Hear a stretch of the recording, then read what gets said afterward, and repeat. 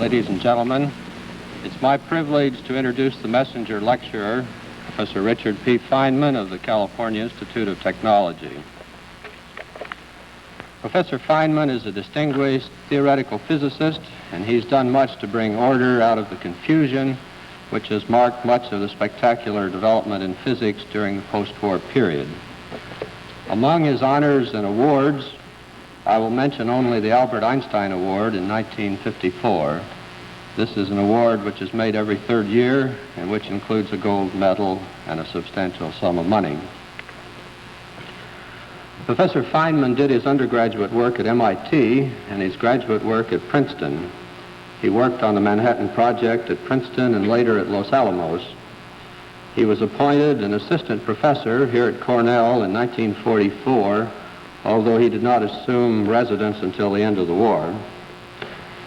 I thought it might be interesting to see what was said about him when he was appointed at Cornell, so I searched the minutes of our Board of Trustees, and there's absolutely no record of his appointment. There are, however, some 20 references to leaves of absence, salary, and promotions. One reference interested me especially. On July 31, 1945, the chairman of the physics department wrote the dean of the Arts College stating that Dr. Feynman is an outstanding teacher and investigator, the equal of whom develops infrequently.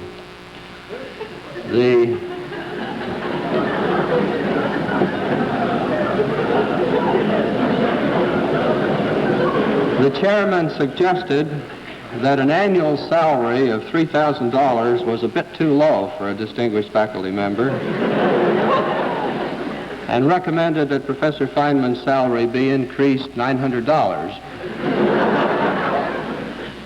The dean, in an act of unusual generosity and with complete disregard for the solvency of the university, crossed out the $900 and made it an even $1,000. You can see that we thought highly of Professor Feynman even then.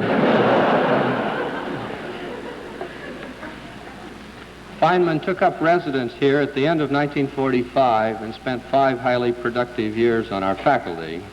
He left Cornell in 1950 and went to Caltech, where he has been ever since. Before I let him talk, I want to tell you just a little bit more about him. 3 or 4 years ago, he started teaching a beginning physics course at Caltech, and the result has added a new dimension to his fame. His lectures are now published in 2 volumes, and they represent a refreshing approach to the subject. In the preface of the published lectures, there's a picture of Feynman performing happily on the bongo drums. My Caltech friends tell me that he sometimes drops in on the Los Angeles night spots and takes over the work of the drummer, but Professor Feynman tells me that that's not so. Another of his specialties is safe cracking. One legend says that he once opened a locked safe in a secret establishment, removed a secret document, and left a note saying, "Guess who?" I could tell you about the time that he learned Spanish before he went to give a series of lectures in Brazil, but I won't.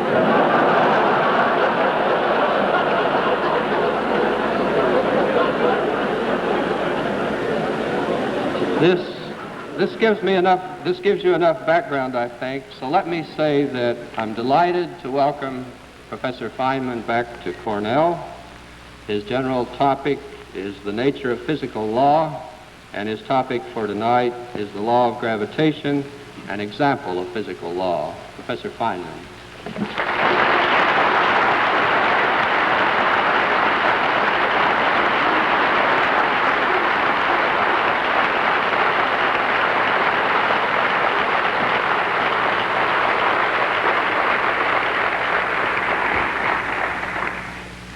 It's odd, but in the infrequent occasions when I've been called upon in a formal place to play the bongo drums, the introducer never seems to find it necessary to mention that I also do theoretical physics.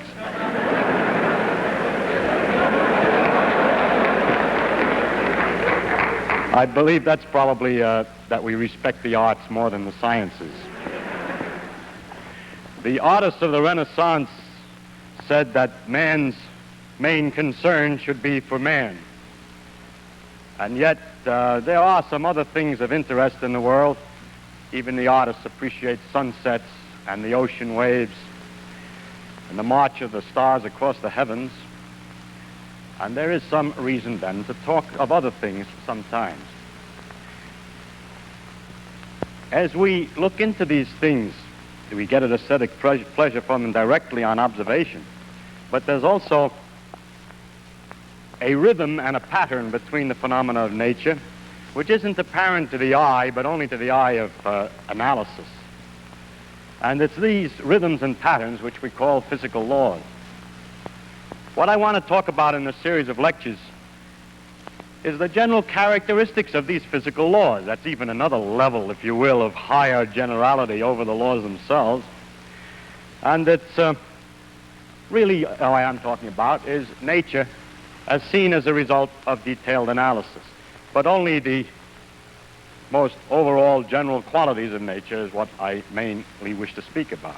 Now, such a topic has a tendency to become too philosophical because it becomes so general that a person talks in such generalities that everybody can understand him, and it's considered to be some deep philosophy. However, I would like to be rather more special, and I would like to be understood in an honest way rather than in a vague way to some extent. And so, if you don't mind, I'm going to try to give, instead of only the generalities, in this first lecture, an example of physical law, so that you have at least one example of the things about which I'm speaking generally. In this way, I can use this example again and again to give an instance to make a reality out of something which would otherwise be too abstract. Now, I've chosen for my special example of physical law to tell you about the theory of gravitation, or the phenomena of gravity.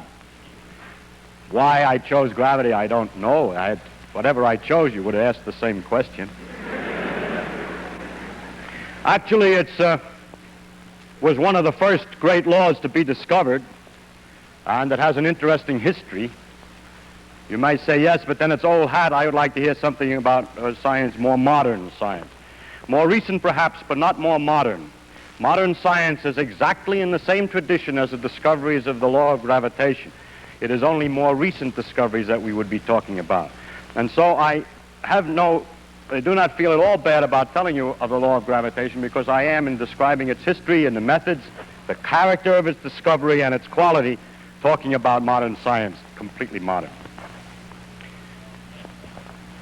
This law has been called the greatest generalization achieved by the human mind. And you can get already from my introduction, I'm more interested not so much in the human mind as in the marvel of nature who can obey such an elegant and simple law as this law of gravitation. So our main concentration will not be on how clever we are to have found it all out, but on how clever she is to pay attention to it. Now, what is this law of gravitation that we're going to talk about? The law is that two bodies or bodies exert a force upon each other, which is inversely as the square of the distance between them and varies directly as the product of their masses. And mathematically, we can write that great law down in the formula, some kind of a constant times the product of the two masses divided by the square of the distance.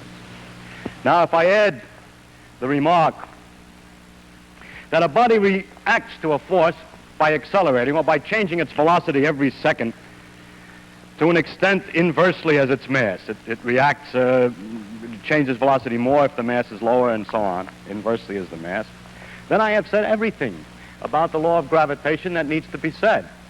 Everything else is a consequence, a mathematical consequence of those two things that I said. That's a remarkable enough phenomenon in itself that the next lecture will consider this in more detail.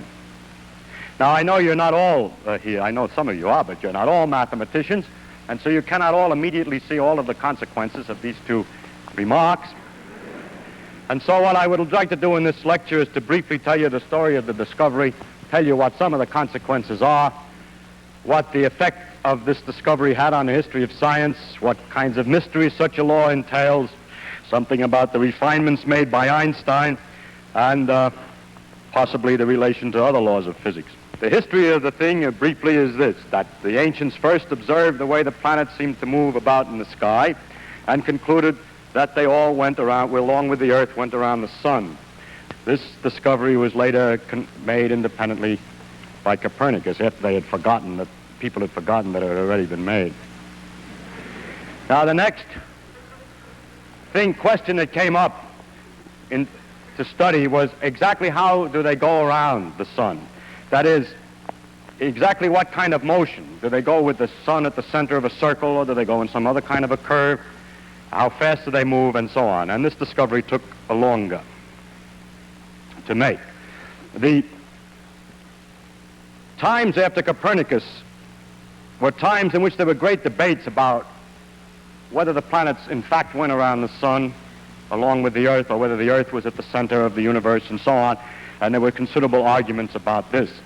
When a man named Tycho Brahe got an idea of a way of answering the question, he thought that it might perhaps be a good idea to look very, very carefully and to record where the planets actually appear in the sky, and then the alternative theories might be distinguished from one another. This is the key of modern science and is the beginning of the true understanding of nature, this idea that to look at the thing, to record the details, and to hope that in the information thus obtained may lie a clue to one or another of a possible theoretical interpretations. So Tycho, who was a rich man and owned, I believe, an island near Copenhagen, outfitted his island with great brass circles and special observing positions, situation chairs that you could look through little holes, and recorded night after night the position of the planets. It's only through such hard work that we can find out anything.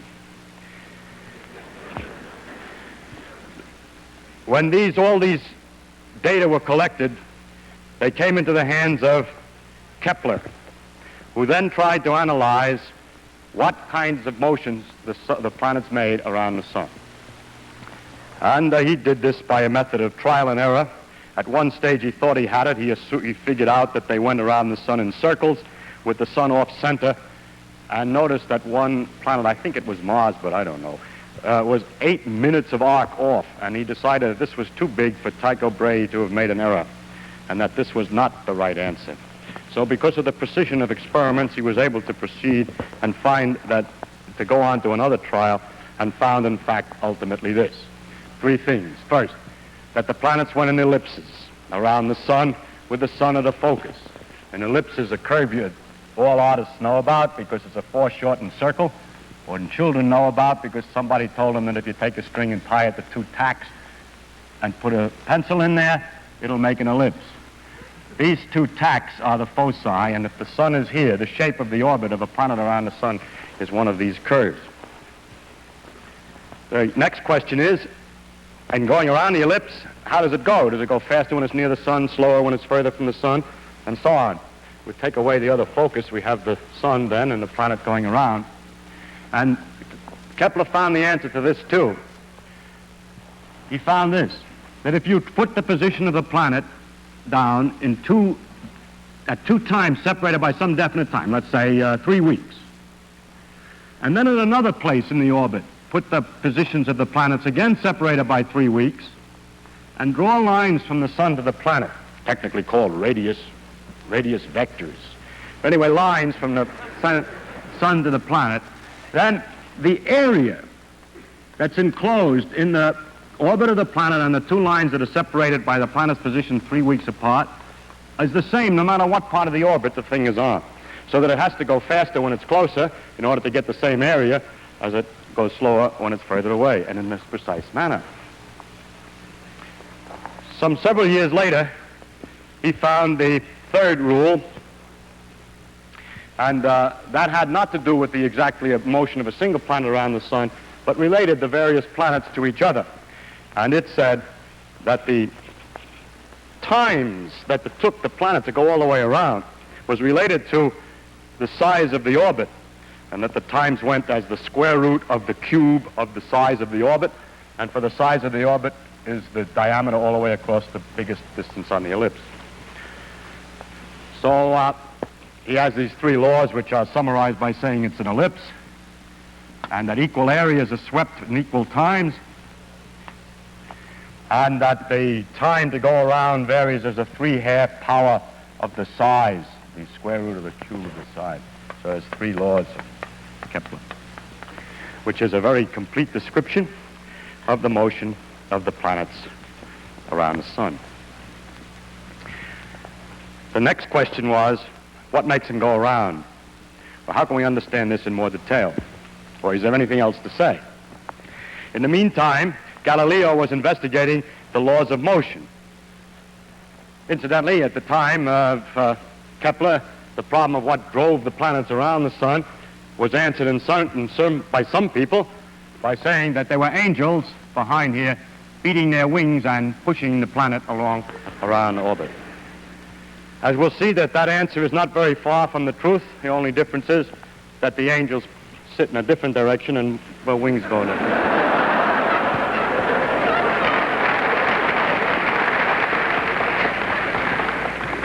But the point that the angels sit in a different direction is the one that I must now come to. Galileo, in studying the laws of motion and doing a number of experiments to see how balls roll down inclined planes and pendulums swung and so on, discovered an idealization, a great principle called the principle of inertia, which is this, that if a thing has nothing acting on it, if an object has nothing acting on it and is going along at a certain velocity in a straight line, it will go at the same velocity at exactly the same straight line forever. Unbelievable though that may sound to anybody who has tried to make a ball roll forever, the idealization is correct, and that if there were no influences acting, such as the friction on the floor and so on, the thing would go at a uniform speed forever. The next point was made by Newton, who discussed the next question, which is when it doesn't go in a straight line, then what? And he answered this way, that a force is needed to change the velocity in any manner. First, for instance, if you're pushing it in a direction that it moves, it will speed up. If you find that it changes direction, then the force must have been sideways. And that the force can be measured by the product of two effects. First, how much does the velocity change in a small interval of time? How fast is the velocity changing? How much is it accelerating in this direction, or how much is the velocity changing when it changes direction? That's called the acceleration. And when that's multiplied by a coefficient called the mass of an object, or its inertia coefficient, then that together is a force.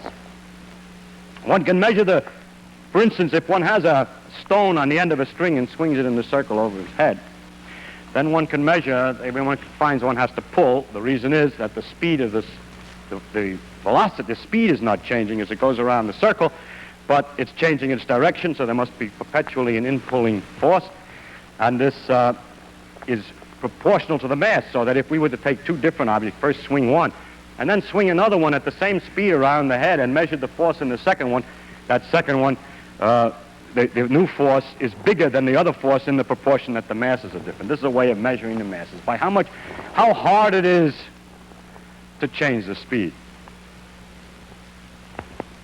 Now, then Newton saw from this that, for instance, to take a simple example, if a planet is going in a circle around the sun, no force is needed to make it go sideways tangentially. If there were no force at all on it, it would have just keep coasting this way. But actually, the planet doesn't keep coasting this way, but finds itself later not out here where it would go if there were no force at all, but further down toward the sun. In other words, its velocity, its motion, has been deflected toward the sun. So what the angels have to do is to beat their wings in toward the sun all the time, that the motion to keep it going in a straight line has no known reason. The reason why things coast forever has never been found out. the law of inertia, is no known origin. So the angels don't exist, but the continuation of the motion does. But in order to obtain the falling operation, we do need a force. So it became apparent that the origin of that the force was toward the sun.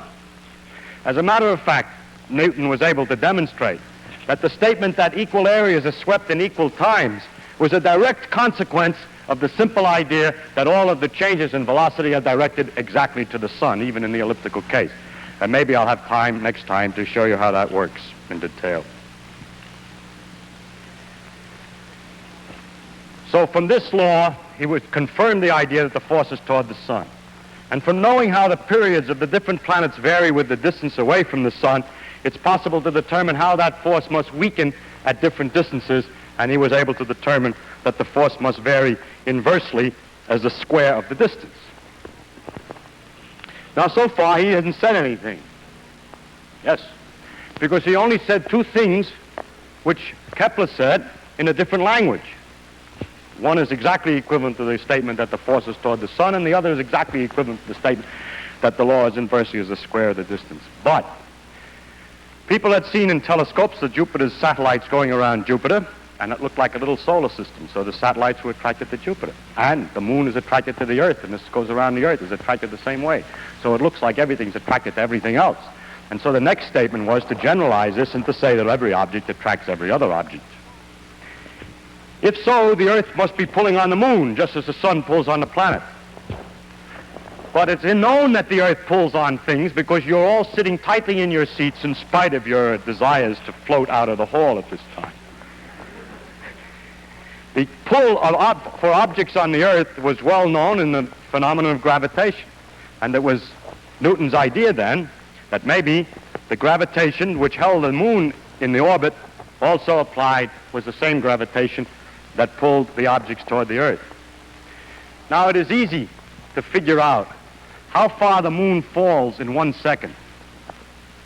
Because if it went in a straight line, you know the size of the orbit, you know it takes a month to go around, and if you figure out how far it goes in 1 second, you can figure out how far the circle of the moon's orbit has fallen below the straight line that it would have been in if it didn't go the way it does go.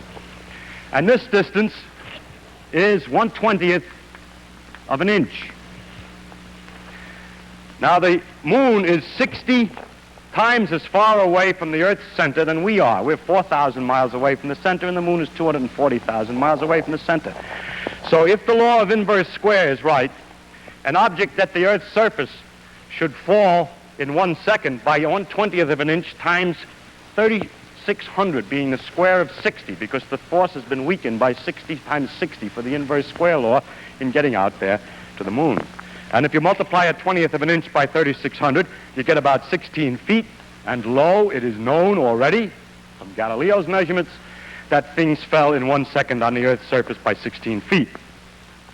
So this meant, you see, that he was on the right track. There was no going back now. Because a new fact that was completely independent previously, which is the period of the moon's orbit and its distance from the Earth, was connected to another fact, which is how long it takes something to fall in 1 second. So this was a dramatic test that everything's all right. Further, he had a lot of other predictions. He was able to calculate what the shape of the orbit should be if the law were the inverse square, and found indeed that it was an ellipse. So he got 3 for 2, as it were. In addition, a number of new phenomena had their obvious explanations. One was the tides. The tides were due to the pull of the moon on the Earth. This had sometimes been thought of before, with the difficulty that if it's the pull of the moon on the Earth being here, the water's being pulled up to the moon, then there would only be one tide a day where that bump of water is under the moon. But actually, you know, there are tides every 12 hours roughly, and that's 2 tides a day. But there was also another school of thought that had a different conclusion. Their theory was that it was the Earth that was pulled by the moon away from the water.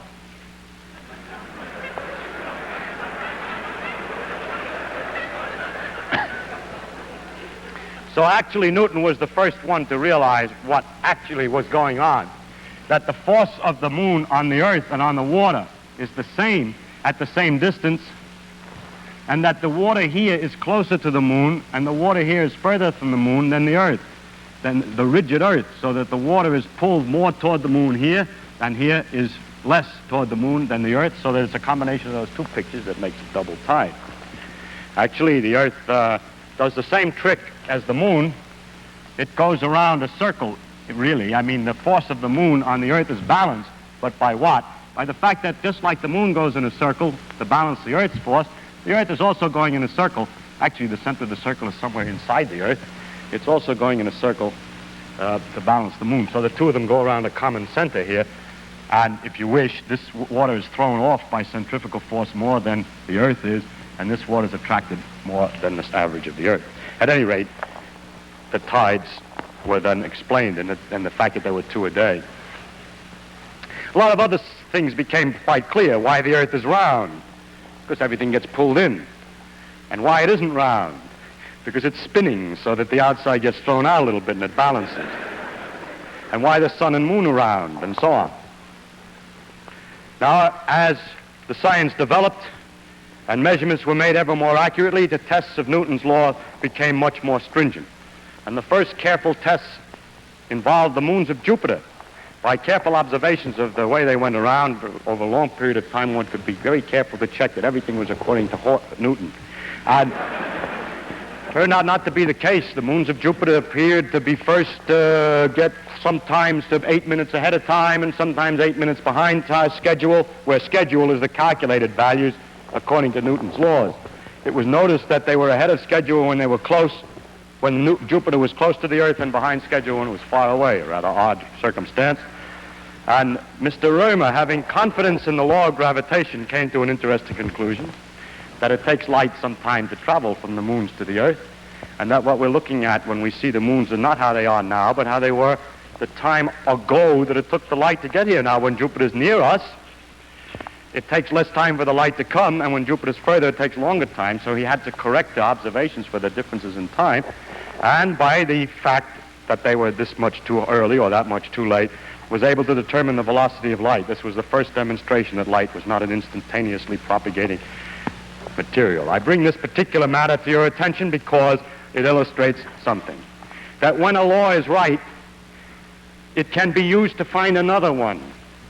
That by having confidence in this law, if something is the matter, it suggests perhaps some other phenomenon. And if we had not known the law of gravitation, we would have taken much longer to find the speed of light, because we would not have known what to expect of Jupiter's satellites. This process has developed into an avalanche of discoveries. Each new discovery permits the tools for much more discovery, and this is the beginning of that avalanche, which has gone on now for 400 years in a continuous process, and we're still avalanching along at high speed at this time.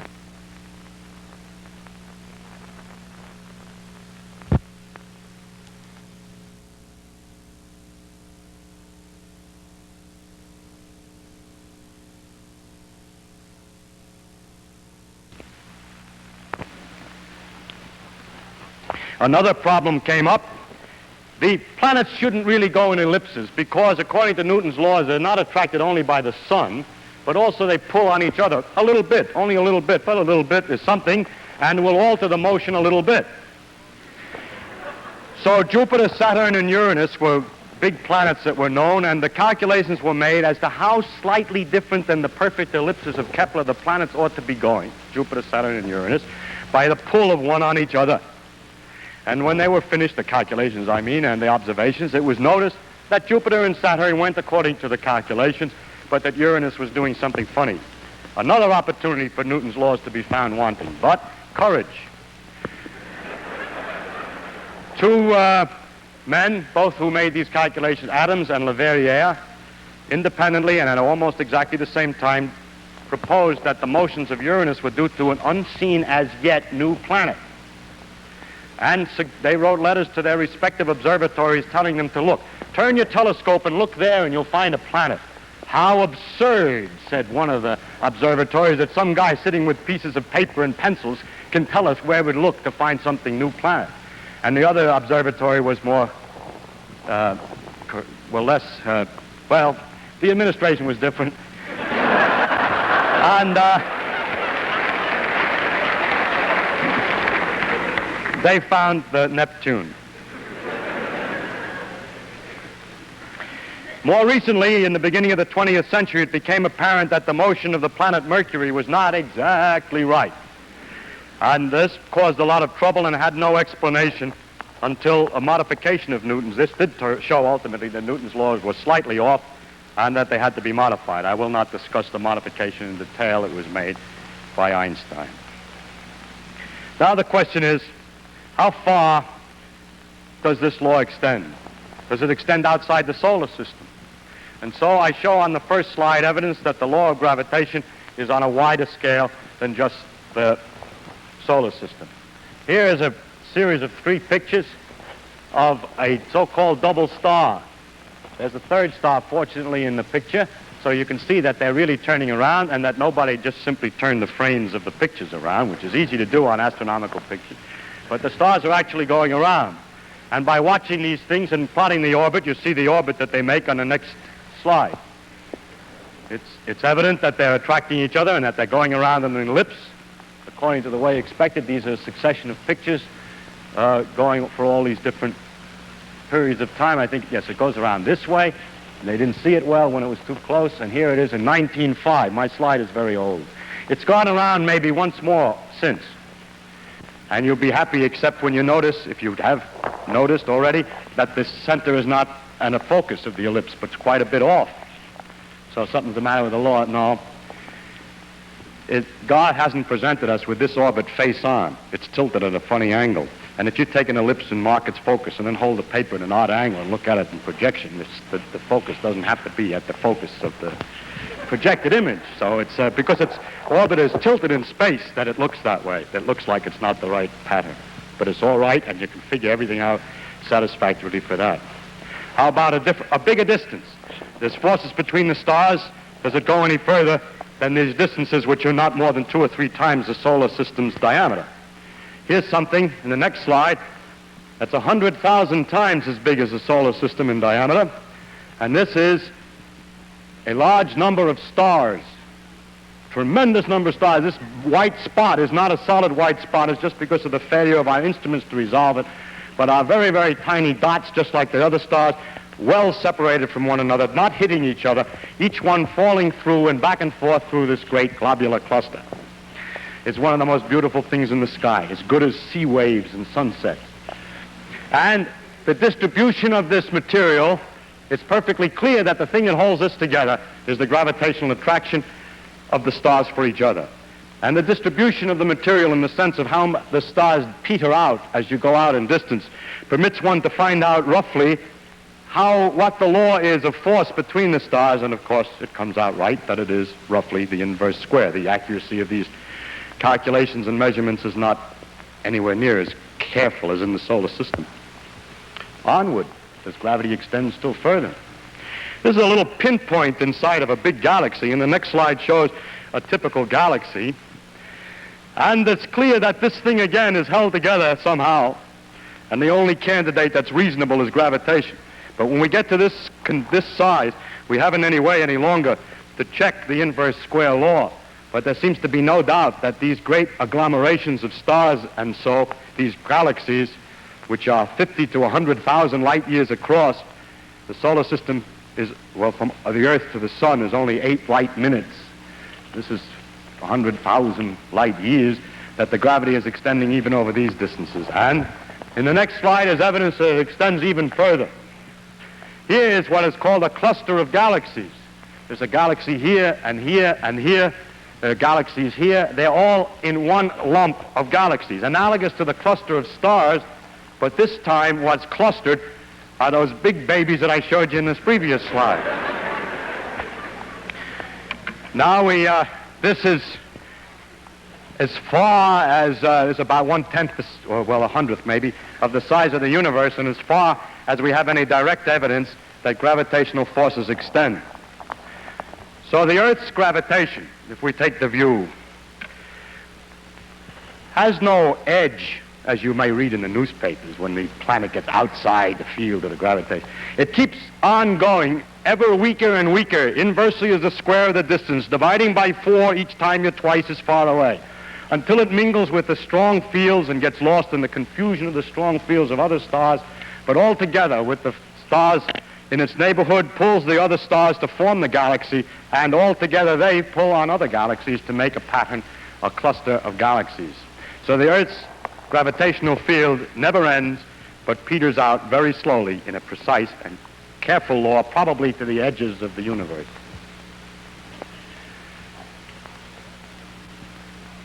The law of gravitation is different than many of the other, well, is very important in the economy or in the machinery of the universe. There are many places where gravity has its practical applications as far as the universe is concerned.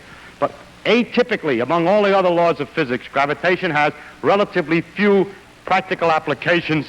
I mean, the new knowledge of the law, it has a lot of applications. It keeps people in their seats and so on. But it has the knowledge of the law has few practical applications, relatively speaking, compared to the other laws. This is one case in which I picked an atypical example. It is impossible, by the way, by picking one example of anything, to avoid picking one which is atypical in some sense. That's the wonder of the world. The only applications I could think of were first in some geophysical prospecting, in predicting the tides, nowadays, more modernly, in working out the motions of the satellites and planet probes and so on that we send up, and also modernly to calculate the predictions of the planet's position, which have great utility for astrologers to publish their predictions and horoscopes in the magazines. That's the strange world we live in, that all the advances in understanding are used only to continue the nonsense which has existed for 2,000 years. Now, that shows that gravitation extends to the great distances, but Newton said that everything attracted everything else. Do I attract you? Do I attract you? I was going to say, do I attract you physically? I didn't mean that. What I mean is it really true that two things attract each other? Can we make a direct test and not just wait for the planets and look at the planets to see if they attract each other? And this experiment, the direct test, was made by Cavendish on equipment which you see indicated on the next slide. If I got my slides right. Well, I made a mistake. I was talking about the importance of the gravitation. I was overwhelmed by my clever remark about astrologers and forgot to mention the important places where gravitation does have some real effect in the behavior of the universe. And one of the interesting ones is the formation of new stars. In this picture, which is a gaseous nebula inside our own galaxy, and there's not a lot of stars, but it's gas, there are places where the gas has been compressed or attracted to itself here. It starts perhaps by some kind of shock waves to get collected, but the remainder of the phenomenon is that gravitation pulls the cloud of gas closer and closer together. So big mobs of gas and dust collect and form balls, which as they fall still further, the heat generated by the falling lights them up and they become stars. And we have in the next slide some evidence of the creation of new stars. It is unfortunately harder to see than I thought it was when I looked at it before. But this is not exactly the same as this. This bump here is further out than here, and that this also has a new dot here. I have found better examples, but we're unable to produce a slide. There is one example of a star patch, a light that grew in a place within 200 days. So that when it was in the same kind of condition of a gas cloud, when the gas collects too much together by gravitation, stars are born. And this is the beginning of new stars. So the stars belch out dirt and gases when they explode sometimes, and the dirt and gases then collect back again and make new stars. Sounds like perpetual motion. I now turn to the subject I meant to introduce, which was the experiments on the small scale to see whether things really attract each other. And I hope now that the next slide does indicate, this is the second try, Cavendish's experiment. The idea was to hang by a very, very fine quartz fiber a rod with two balls. and then put two large lead balls in the positions indicated here next to it on the side. Then, because of the attraction of the balls, there would be a slight twist of the fiber. It had to be done so delicately because the gravitational force between ordinary things is very, very tiny indeed. And there it was. And it was possible then to measure the force between these two balls. Cavendish called his experiment weighing the Earth. We're pedantic and careful today. We wouldn't let our students say that. We would have to say they're measuring the mass of the Earth. But the reason he said that is the following. By a direct experiment, he was able to measure the force and the two masses and the distance and thus determine the gravitational constant. You say, yes, but we have the same situation on the Earth. We know what the pull is, and we know what the mass of the object pulled is, and we know how far away we are, but we don't know either the mass of the Earth or the constant, but only the combination. So by measuring the constant and knowing the facts about the pull of the Earth, the mass of the Earth could be determined. So indirectly, this experiment was the first determination of how heavy or how massive is the ball on which we stand. It's a kind of an amazing achievement to find that out, and I think that's why Cavendish named his experiment that way instead of determining the constant in the gravitational equation. Weighing the Earth. He incidentally was weighing the sun and everything else at the same time, because the pull of the sun is known in the same manner. Now, one other test of the law of gravitation is very interesting, and that is the question as to whether the pull is exactly proportional to the mass. If the pull is exactly proportional to the mass and the reaction to forces, the motions induced by forces, the changes in velocity, are inversely proportional to the mass, that means that two objects of different mass will change their velocity in the same manner in a gravitational field. Or two different things, no matter what their mass, in a vacuum, will fall the same way toward the Earth. That's Galileo's old experiment from the Leaning Tower. I took my young son of 2.5 to the Leaning Tower of Pisa, and now every time a guest comes, he says, Leaning Tower. So, anyhow, it means, for example, that in a satellite, a man-made satellite, an object inside will go around the Earth in the same kind of an orbit as a satellite on the outside and thus float in the middle, apparently. So that this fact that the force is exactly proportional to the mass and that the reactions are inversely proportional to the mass has this very interesting consequence. The question is, how accurate is it? And it has been measured by an experiment by a man named Voss in 1909, and very much more recently and more accurately by Dickey, and it is known that 1 part in 10,000 million, the mass is exactly proportional. The forces are exactly proportional to the mass. How it's possible to measure with that accuracy, I wish I had the time to explain, but I'm afraid I cannot. It's remarkably clever. I'll give a hint, Howard. I'll give one hint there. Suppose that you wanted to measure whether it's true for the pull of the sun. You know the sun is pulling us all. It pulls the Earth too. But suppose you wanted to know whether you had a piece of lead here and a piece of copper here, or polyethylene and lead. It was first done with sandalwood. Now it's done with polyethylene. Whether the pull is exactly proportional to the inertia. The Earth is going around the sun, so these things are thrown out by inertia, and they're thrown out to the extent that these two objects have inertia. But they're attracted to the sun to the extent that they have mass in the attraction law. So if they're attracted to the sun in a different proportion than they're thrown out by inertia, one will be pulled toward the sun and the other away. And so hanging on another one of those Cavendish quartz fibers, the thing will twist toward the sun. It doesn't twist to this accuracy, so we know that the sun's attraction for these two objects is exactly proportional to their centrifugal effect, which is inertia. So the force of attraction on an object is exactly proportional to its coefficient of inertia. In other words, its mass. I should say something about the relation of gravitation to other forces, to other parts of nature, other phenomena in nature, and I'll have more to say of a general quality later. But there is one thing that's particularly interesting, and that is that the inverse square law appears again. It appears in the electrical laws, for instance. that electricity also exerts forces inversely as the square of the distance, this time between charges. And one thinks perhaps inverse square of the distance has some deep significance. Maybe gravity and electricity are different aspects of the same thing.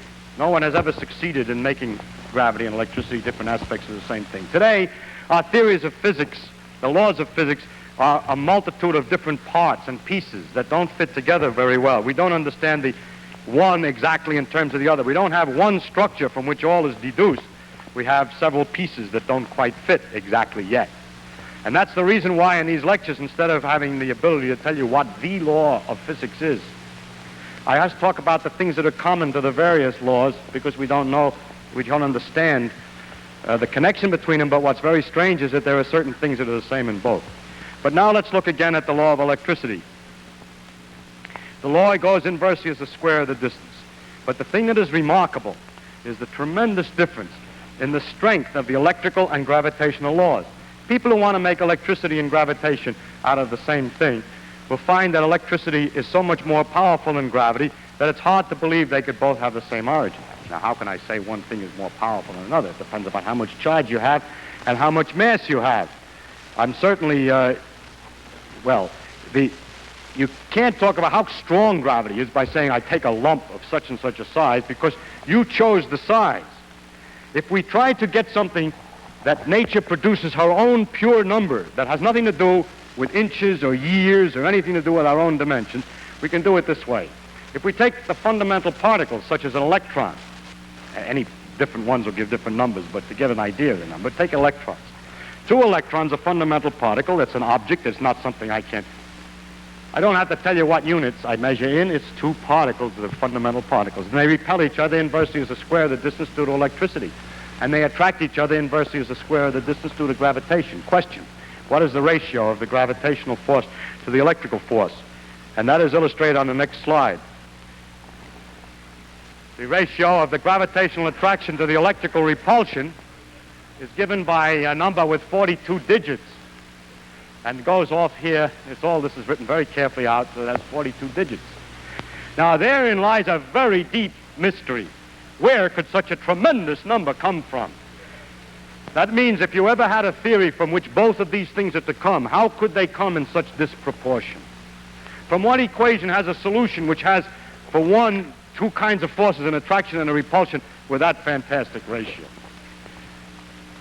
People have looked for such a large ratio in other places. They're looking for a large number. They hope, for example, that there's another large number.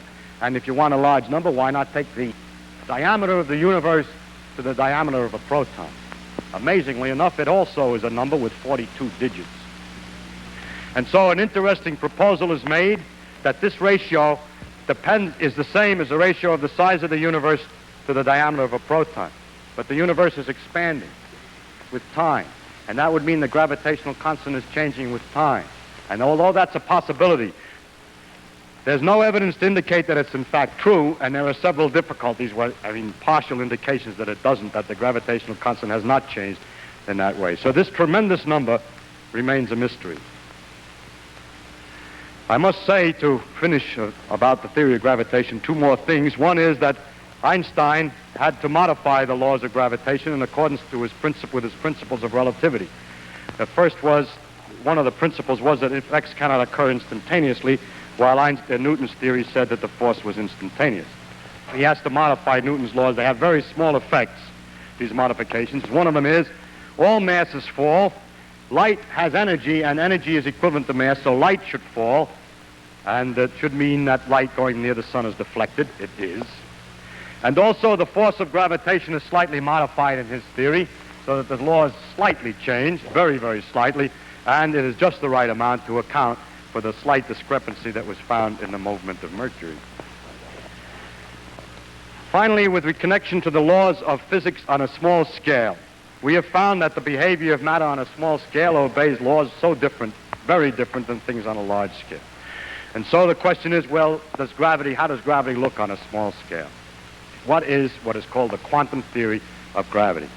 There is no quantum theory of gravity today. People have not succeeded completely in making a theory which is consistent with the uncertainty principles and the quantum mechanical principles.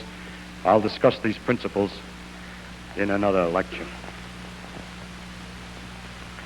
Now, finally, you will say to me, yes, you told us what happens, but what is this gravity? Where does it come from, and what is it? Do you mean to tell me that the planet looks at the sun, sees how far it is, takes the inverse of the square of the distance, and then decides to move in accordance with that law and move? In other words, although I've stated a mathematical law, I haven't given you no clue as to the mechanism. I will discuss the possibility of doing this in the next lecture, which is the relation of mathematics to physics. But finally, in this lecture, I would like to remind, just at the end here, to emphasize some characteristics that the gravity has in common with the other laws that we have mentioned as we passed along. The first is that it's mathematical in its expression. The others are that way too. We'll discuss that next time. Second, it's not exact. Einstein had to modify it. We know it isn't quite right yet because they have to put the quantum theory in. That's the same with all our other laws. They're not exact. There's always an edge of mystery. There's always a place that we have some fiddling around to do yet. That, of course, is not a property, probably not a property. It may or may not be a property of nature, but it certainly is common with all the laws as we know them today. It may be only a lack of knowledge.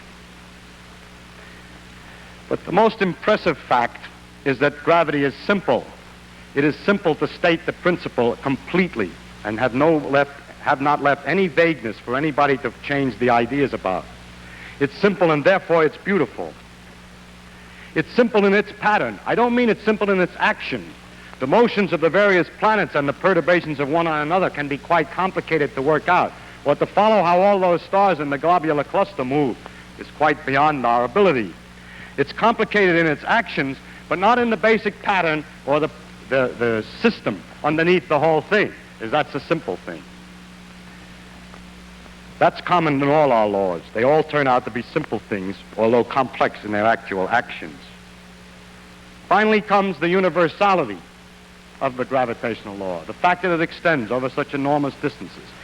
That Newton, in his mind worrying about the solar system, was able to predict what would happen in an experiment of Cavendish, where Cavendish's little model of the solar system, the two balls attracting, has to be expanded 10 million times to become the solar system. And then 10 million times expanded once again, and we find the galaxies attracting each other by exactly the same law. Nature uses only the longest threads to weave her patterns, so that each small piece of her fabric reveals the organization of the entire tapestry. Thank you.